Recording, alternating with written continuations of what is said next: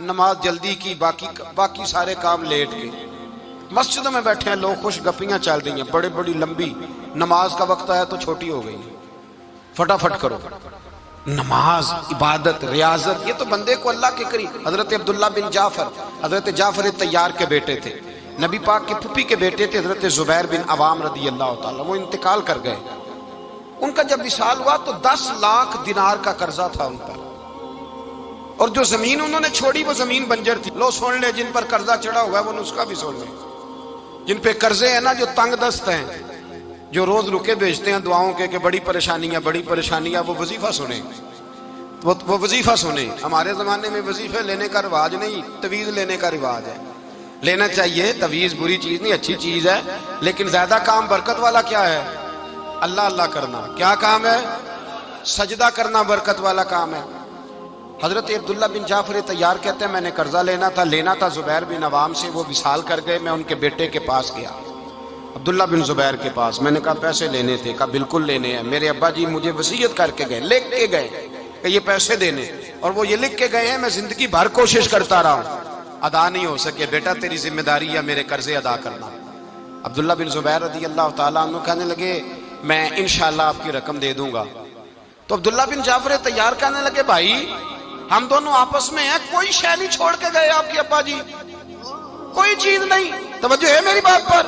یہ صحابہ کا ذرا انداز دیکھیے گا بندگی کا، کوئی چیز نہیں چھوڑی۔ تو حضرت زبیر بن عوام کہنے لگے ایک زمین کا ٹکڑا ہے، وہ بھی بنجر ہے، اس میں بھی کوئی کھیتی نہیں اگتی، سبزہ نہیں ہوتا، بنجر ہے، پانی کوئی نہیں، اور وہ اتنی خشک ریتلی زمین ہے کہ بڑا مشکل کام ہے وہاں سیراب کرنا، بے آباد زمین ہے۔ حضرت سیدنا عبداللہ بن جعفر کہنے لگے تو اس طرح کر، وہ مجھے ساری نہ دے، اس میں سے تھوڑی سی مجھے دے دے، میں 10 لاکھ دینار کے عوض وہی رکھ لیتا، تیرے باپ کا قرضہ ادا ہو گیا، دے تو صحیح۔ انہوں نے کہا آپ کیا کریں گے، وہ تو کسی کام کی نہیں، چند کوڑیوں کی بھی نہیں، فرمایا مجھے دے دو، میں جانوں اور میرا کام جانے۔ او بھائی یہ تھے بندگی والے لوگ، یہ تھے جن کا رب سے رشتہ ہے، جنہوں نے حضور کے صلی اللہ علیہ وسلم کے پاس بیٹھ کر بندگی سیکھی تھی۔ کہتے زمین کا ٹکڑا لے لیا، بنجر بے آباد ریتلی زمین، جب میرے حصے میں آئی پہلے دن اپنے غلام سے کہنے لگے جو جگہ تجھے زیادہ سخت لگتی ہے نا وہاں میرا مصلی بچھا دے، جو تجھے زیادہ بنجر بے آباد لگتی ہے وہاں مصلی بچھا۔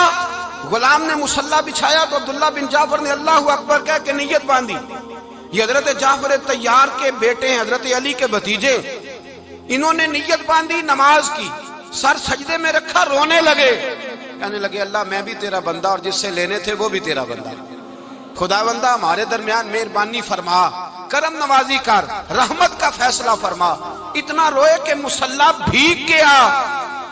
کہتے اتنا تڑپ رہے تھے کہ صحابہ اکٹھے ہو گئے ان کے گرد، مصلی بھیگ گیا۔ جب بھیگا ہوا مصلی نماز مکمل کر کے اٹھایا نا، کہتے مصلی اٹھایا تو نیچے سے اللہ نے پانی کا چشمہ جاری فرما دیا، اللہ نے پانی کا چشمہ جاری کر دیا۔ فرمایا بناؤ حوض، کرو کھیتیاں سیراب۔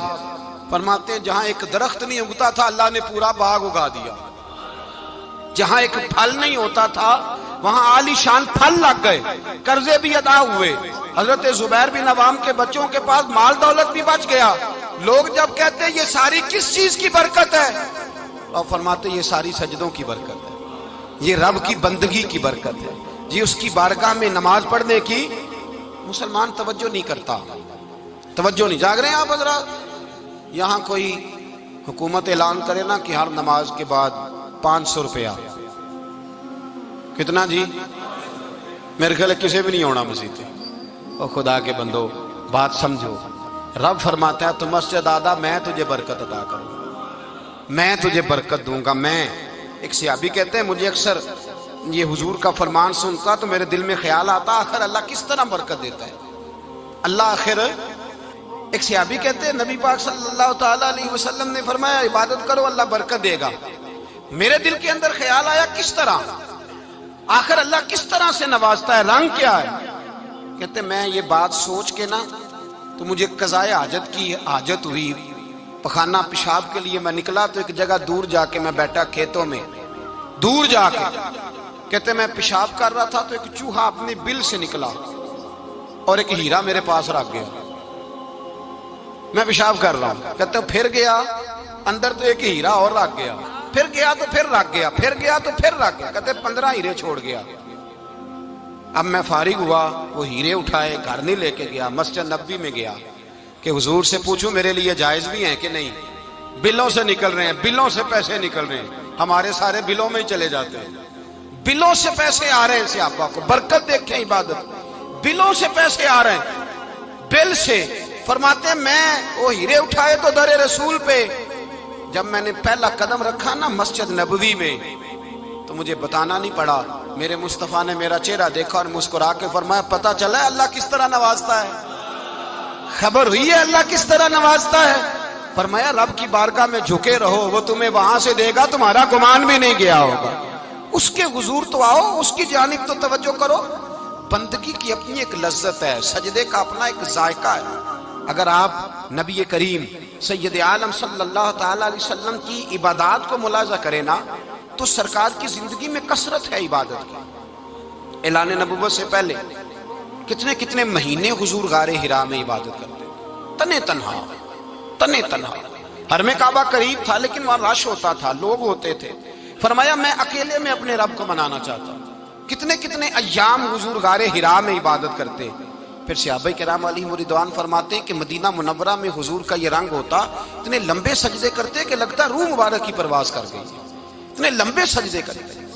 حضرت سیدنا معاذ بن جبل رضی اللہ تعالیٰ عنہ فرماتے ہیں 3 دن ہو گئے حضور چلے گئے, مدینے میں نظر ہی نہیں آ رہے. صحابہ پریشان, ابو بکر صدیق, عمر فاروق, عثمان غنی, مولا علی ڈھونڈتے پھرتے. حضور سید عالم صلی اللہ علیہ وسلم کا پتہ نہیں.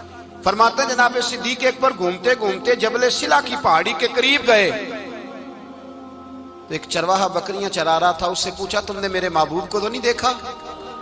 تو کہنے لگا مجھے نہیں پتا تمہارے محبوب کون ہے. ایک آدمی آج 3 دنوں سے غار میں رو رہا ہے,